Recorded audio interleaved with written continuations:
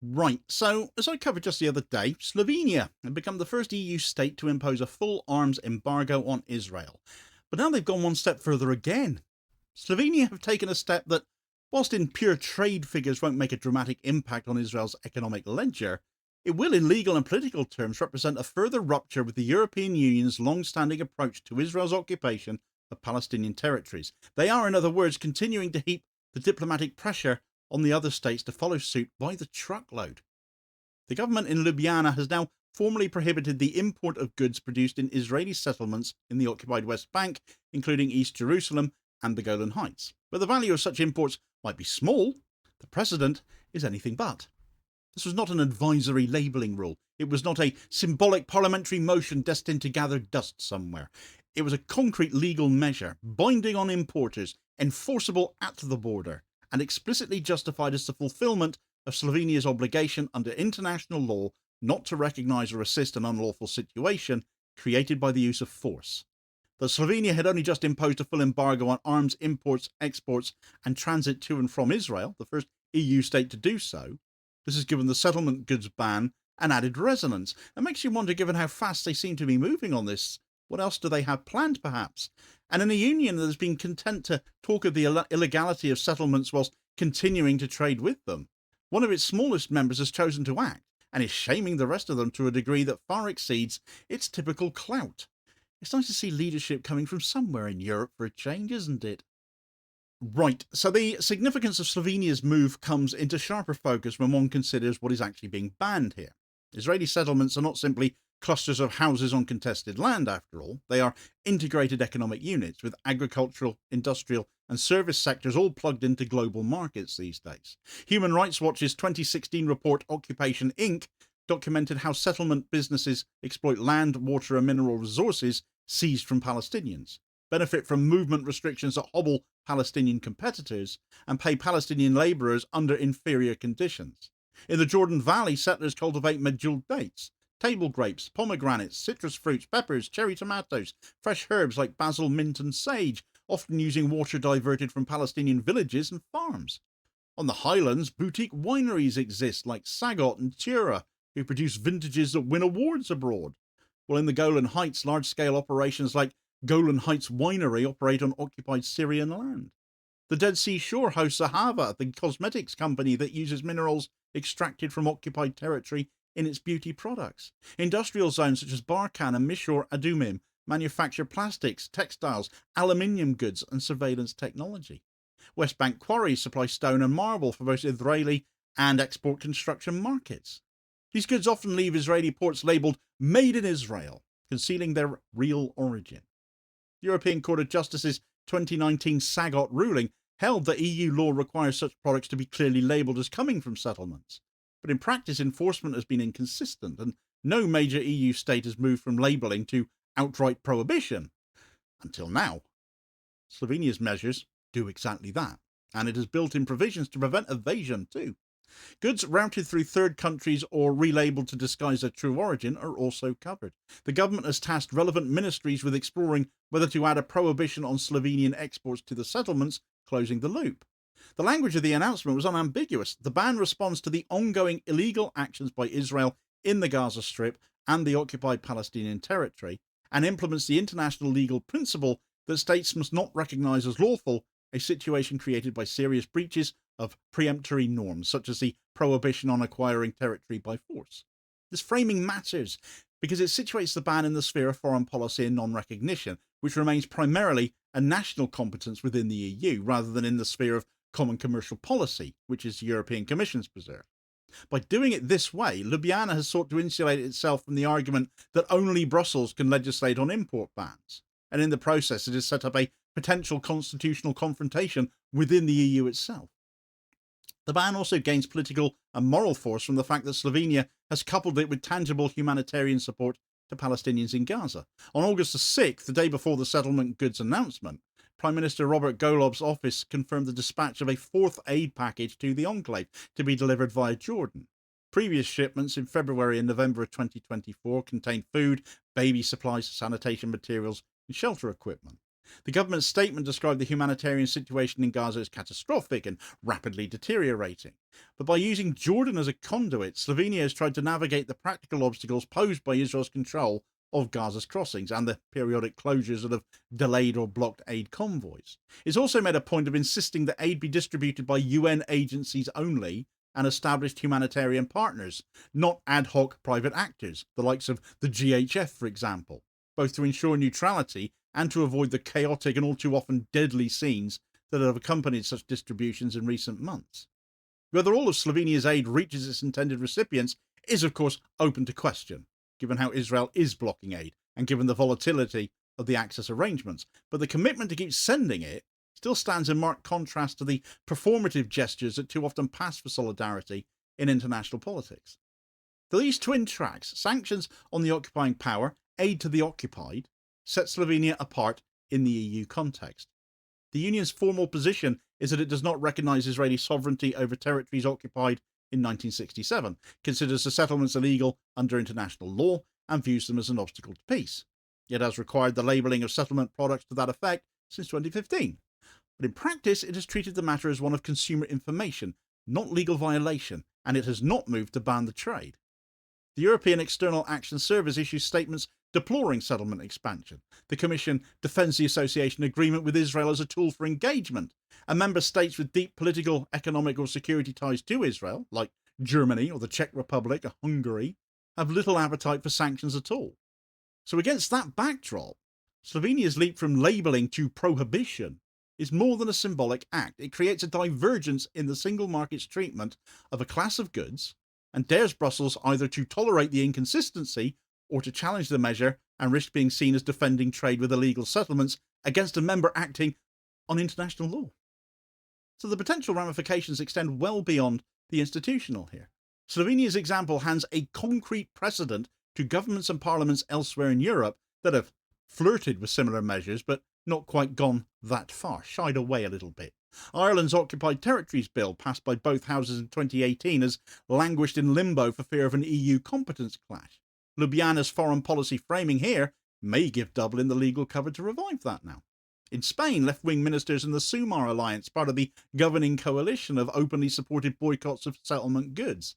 The Basque Country and Catalonia already have procurement exclusions for companies linked to the settlements. Belgium's francophone regions have adopted similar exclusions, and the federal government has issued strong advisories against economic involvement in settlements. Luxembourg's longtime foreign minister Jean Asselborn has been a persistent critic of settlement policy. Malta has a history of aligning with southern European positions critical of Israel. In the Nordics, Denmark, Sweden and Finland have strict labelling regimes and active civil society campaigns as well, pressing for a ban. If Norway, though not an EU member, were to legislate one, it could pull its Nordic neighbours along with them in that. Triggers for such moves could include fresh findings from the International Court of Justice or International Criminal Court implicating Israeli officials, escalations in Gaza linked to settlement activity, or domestic political opportunities to capitalise on public outrage. There's an awful lot of scope here. But the direct economic effect of a Slovenian-style ban, even if adopted by a half dozen small or medium-sized EU states, would be modest in Israel's macroeconomic terms. Settlement exports are estimated at $300 to $500 million a year, less than 2% of total goods exports. And the EU is one of their largest markets, but the indirect effects can be much more far-reaching, and that's going to be more the point. Exporters would face higher compliance costs to prove origin and avoid prohibited markets. Retailers wary of controversy might drop Israeli suppliers altogether just to simplify sourcing. Institutional investors could escalate divestment from companies with settlement operations to avoid legal and reputational risk. If larger economies such as Spain, France or Germany joined in, the EU market for settlement goods could effectively collapse, forcing producers to relocate inside the green line at greater cost and undermining one of the settlement enterprise's economic rationales. The political message that the EU is prepared to treat settlement trade as illegitimate would also feed into wider boycott, divestment and sanctions campaigns. So the potency of such measures lies not only in their market impact, but in the legal and normative signal that they send. History offers instructive parallels already as it happens. The EU's prohibition on goods from Crimea, for example, imposed after Russia's 2014 annexation of the peninsula, was economically marginal as well. but it reinforced the principle of non-recognition and deterred foreign investment. In the anti-apartheid struggle, initial boycotts targeted specific products, fruit and wine, but helped create a stigma that eventually enveloped South African exports and constrained the regime's access to capital. Once a legal and moral red line gets drawn, it can be difficult for businesses and investors to operate on the other side without consequence. Slovenia's ban moves the EU's treatment of Israel's occupation from the realm of consumer choice to that of legality and complicity, aligning it more closely with its response to other occupations and reducing the space for accusations of double standards. The diplomatic reception to Slovenia's move reflects the broader geopolitical currents. In Arab capitals and across much of the global south, it's been welcomed as evidence that at least some European states are willing to act on their words about Palestine. In Israel and pro-Israel advocacy circles, it's been condemned as discriminatory or hypocritical. Within the EU, it has drawn praise from progressive parties and civil society organisations, and irritation from governments that see it as a breach of the common commercial policy or a potential irritant in relations with Tel Aviv, God forbid. The Slovenian government, for its part, appears perfectly comfortable with the friction.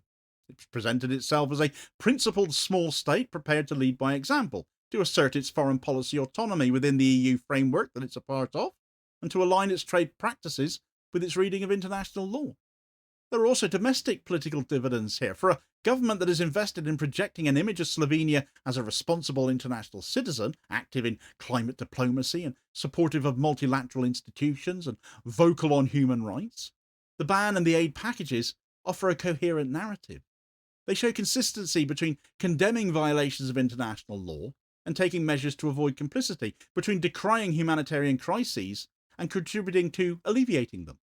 It shows moral and ethnical leadership. The coherence is not cost-free to them. Slovenia risks some diplomatic frost from Israel and its close allies. But as much as Israel says they don't have a lot to do with Slovenia, Slovenia can say the same back, can't it? And it may yet face a legal challenge within the EU as well, though the optics of such a thing would be absolutely appalling. But in foreign policy, as in domestic politics, clarity of purpose can be a strategic asset to them. Enforcement will be the test of Slovenia's seriousness now. The challenge of policing rules of origin is complex, it's difficult, the supply chains are considerable at times. Settlement goods can be shipped to Israeli ports, mixed with other consignments and exported under a generic Israel label, for instance. They can transit through third countries and be relabeled there. Effective enforcement will require customs capacity to verify documentation, intelligence sharing with other states and with NGOs that monitor settlement production, and penalties stiff enough to deter would-be violators. It will also require cooperation from private actors, importers, retailers, and logistics firms need to be aware of the ban and of the reputational risks of breaching it. If the measure is to be applied, or it ends up being applied performatively, it'll be very easy for critics to dismiss it as virtue signalling. But if it's enforced rigorously, it will demonstrate that even a small market can raise the cost of occupation-linked trade. What excuse do bigger economies have in which case? Beyond Europe, Slovenia's action may find echoes too. Norway has long excluded investment in settlement-linked companies from its sovereign wealth fund, and it's looking at that again now. South Africa has moved to downgrade diplomatic relations with Israel and has called for stronger measures against settlement trade. Several Latin American governments have recalled ambassadors or suspended agreements over Gaza. A growing network of municipal and regional authorities from the US to Australia have adopted procurement exclusions for companies active in settlements. Slovenia's ban could feed into these trends, offering a contemporary example of a global North government acting in line with the UN's non-recognition framework. The question now is whether the move will remain an isolated act of principle, or the first in a series that begins to close that gap between the EU's declared policy on the illegality of settlements and its actual trade practices. If other member states adopt similar bans, the pressure on the European Commission to harmonise the rules will grow. So will the pressure on Israel's settlement economy. If no one follows, Slovenia will still have marked a boundary in its own policy, but the EU's structural double standard will remain intact, but very much exposed. In either case, the Act will have put the issue back on the agenda, forced a legal and political debate within the Union, and demonstrated that small states can, under the right conditions, lead on matters of international law. Measured in euros and tons, Slovenia's settlement goods ban is negligible. Measured in the currency of precedent, it is huge. By legislating where others have equivocated, by linking sanctions to humanitarian action, and by embedding both in a legal framework and non-recognition, Slovenia has challenged its partners to decide whether their professed commitment to international law is more than words. In the politics of occupation, as in so much else, small acts can have consequences far beyond their scale. For more on the arms ban imposed by Slovenia on Israel, again, small in raw amounts, but large not just in the politics of the move, but also the logistics involved there, do check out this video recommendation here as your suggested next watch. Please do also hit like, share and subscribe if you haven't done so already, so as to ensure you don't miss out on all new daily content, as well as spreading the word and helping to support the channel at the same time, which is very much appreciated, holding power to account for ordinary working class people. I'll hopefully catch you on the next feed. Cheers, folks.